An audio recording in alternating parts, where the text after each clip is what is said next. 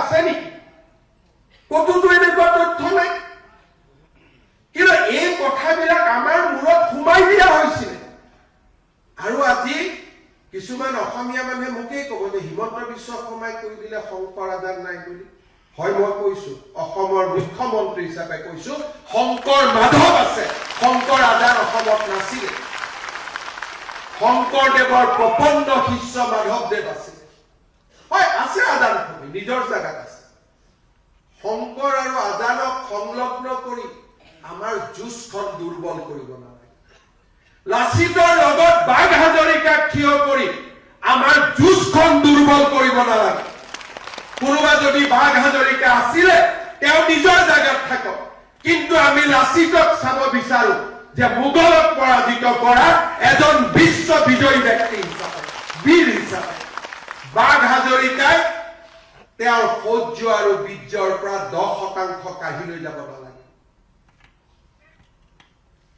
কি বুজোৱা হৈছে যে মোগলক লাচিতে পৰাজিত কৰা নাছিল, বাঘ হাজৰিকাৰ বুদ্ধিতহে লাচিতে মোগলক পৰাজিত কৰিলে।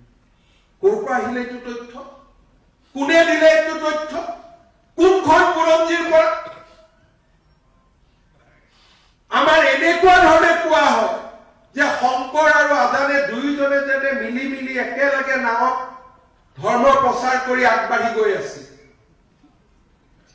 তেনেকুৱা ধাৰণা কোনে সৃষ্টি কৰিছে? যিয়ে সভ্যতাৰ যুঁজত আমাক দুৰ্বল কৰিব।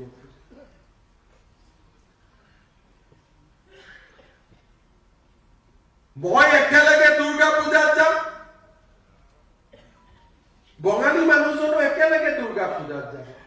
দুৰ্গা গোসানীক আমি দুয়োজনে একেলগে সেৱা কৰিম, কিন্তু আমি দুইজন শত্ৰু আৰু বাংলাদেশৰ পৰা অহা সকল হল আমাৰ বন্ধু।